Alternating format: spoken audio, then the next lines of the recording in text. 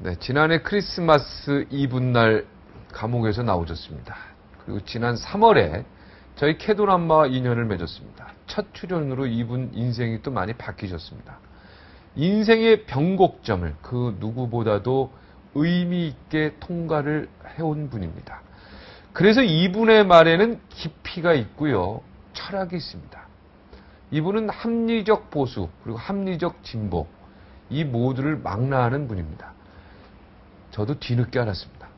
손가락이 달을 가리키는데 달은 보지 않고 왜 손가락에 낀 때만 보느냐.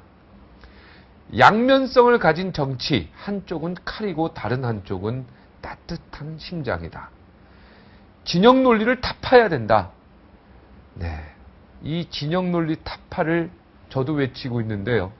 요즘 보수니 진보니에서 서로 데모하고 광화문에 나와서 하는 모습 보면 막 가슴이 너무 아픕니다.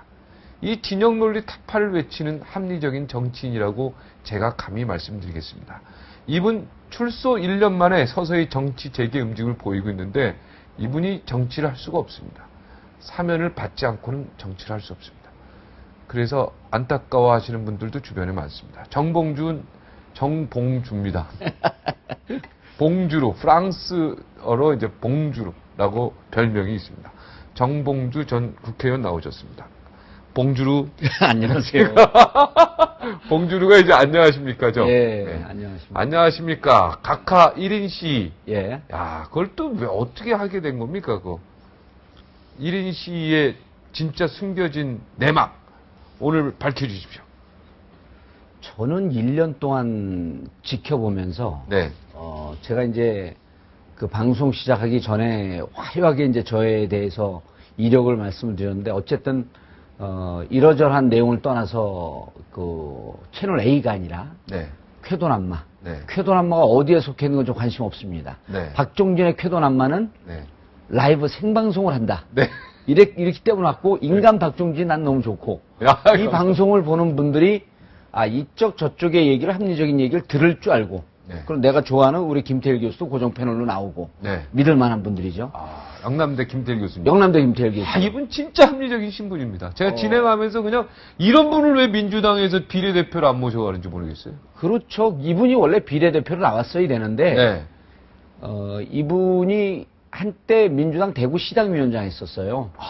그렇습니까? 예. 그런데 줄을 안 쓰는 스타일이죠, 이분. 이분 줄 안 쓰죠. 그러니까 이제 비례대표 못 받고 네. 지금 이제 교수직을 하고 있는데 이분 같은 경우는 그 아주 내용이 좋아요. 네. 그리고 합리적이고 말투만 조금 더 설득력 있고 이 시청자들, 청취자들한테 파고 들어갈 수 있는 호소력만 있으면 대통령 후보감인데 말투가 졸리운이 졸립진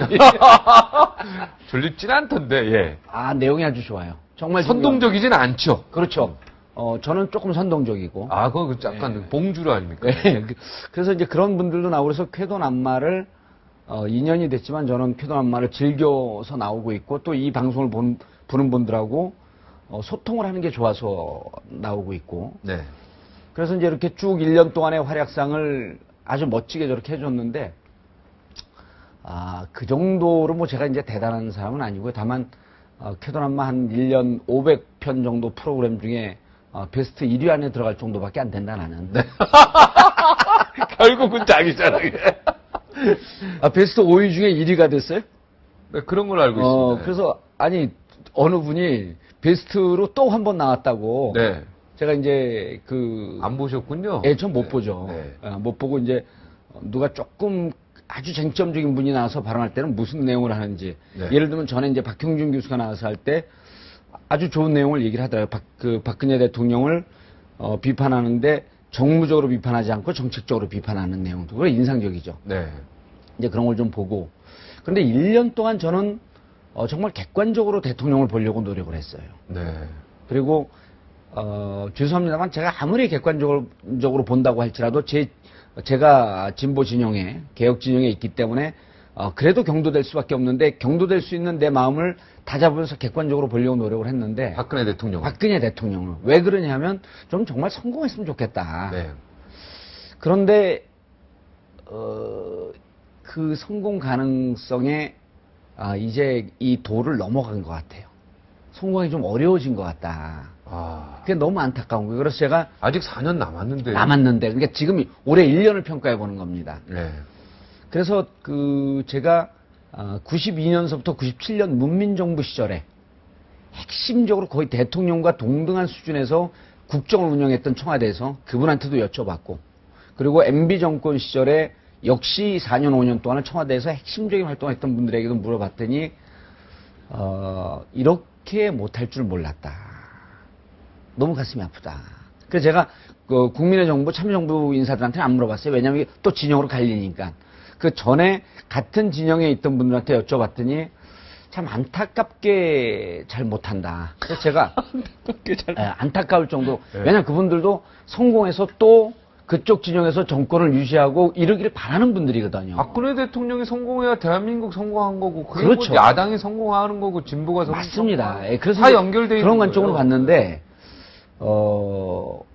자꾸만 기회를 놓치고 당신께서 해야 할 역할을 놓친 것 같다라고 하는 생각이 들어요. 네. 뭐냐면 방금 전 첫 프로에도 나왔지만, 첫 그림에 나왔지만 철도 파업 노사정을 국회 환노위에서 중재하고 노사정 첫 대화가 이루어졌거든요. 네. 이게 굳이 저기까지 가야 될 문제였었냐. 그러니까 국회가 조정하고 심판하는 역할까지 왔는데, 사실은 정부 측과 코레일 사측과 정부 측, 그다음 코레일 노조 측하고 1대1로 대화할 수 있는 이런 기회가 많이 있었어요. 그리고 이번에 가갖고 박태만 수석부위원장을 만나봤더니 이것도 이제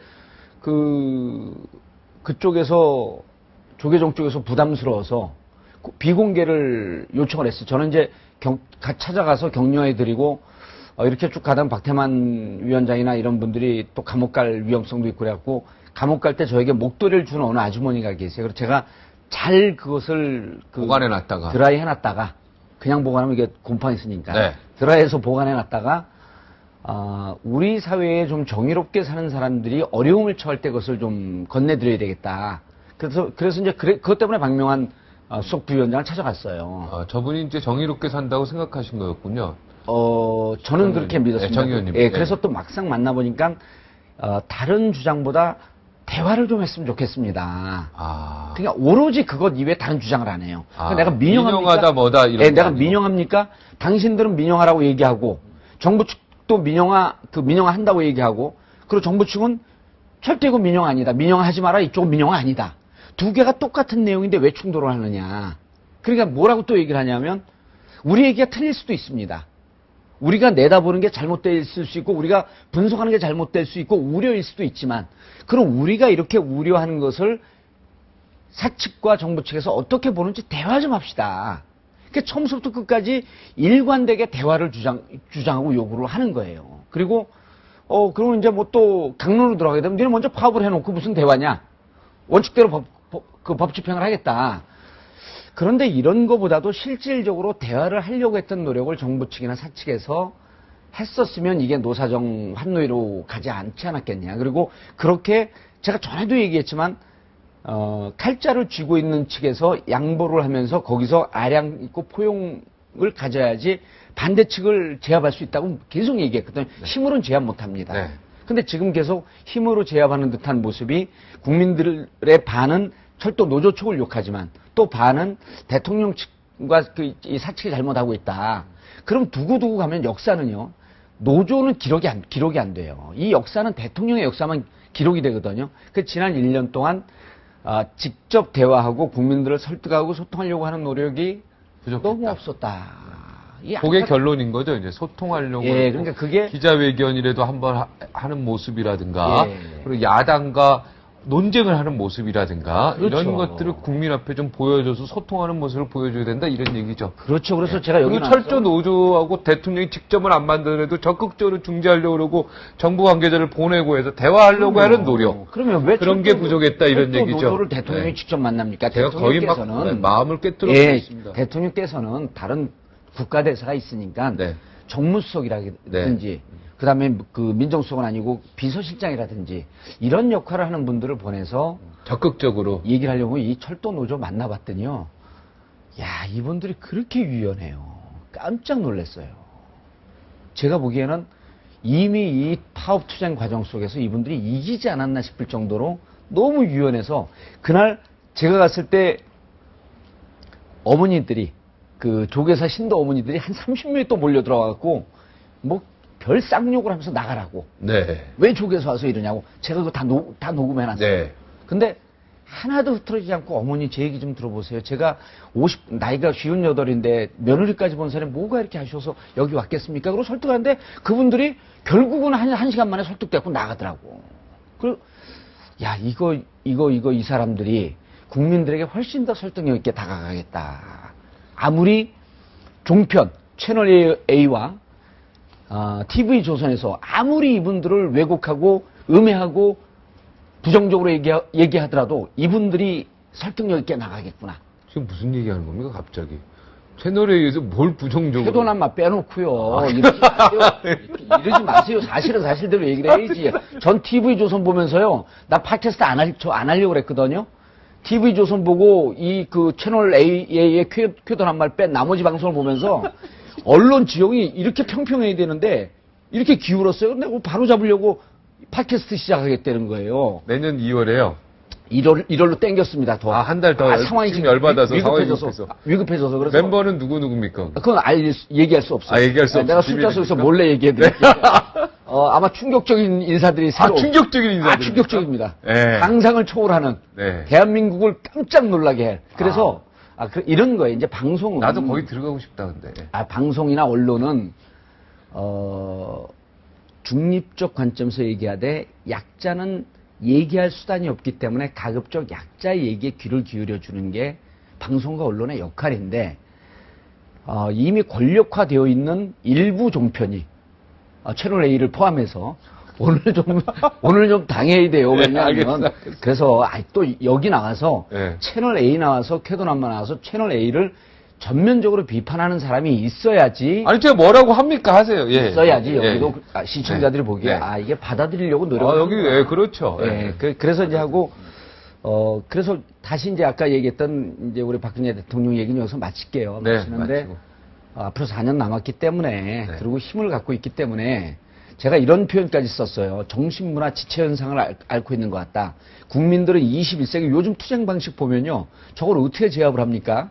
안녕들 하십니까? 하는데 이걸 어떻게 걸 거예요? 촛불이 전 세계적으로 퍼져나가는데 어떻게 이걸 걸 거예요? 미국은 국가보안법 적용도 안 되고 집시법도 적용이 안 되잖아요. 프랑스 마찬가지죠. 이렇게 되는데 저쪽의 탄압 방식이라고 하는 것은 16년 만에 민노총을 치고 들어갔고, 그럼 16년 만에 치고 들어갔으면요. 이제까지 16년 동안 했던 대통령이 잘못됐든지 현재 대통령이 잘못됐든지 둘 중에 하나입니다. 이렇게 강경 70년대 노선으로 가고 있는 게 정치 문화 지체 현상을 앓고 있는 거 아니냐 우려가 됩니다. 네.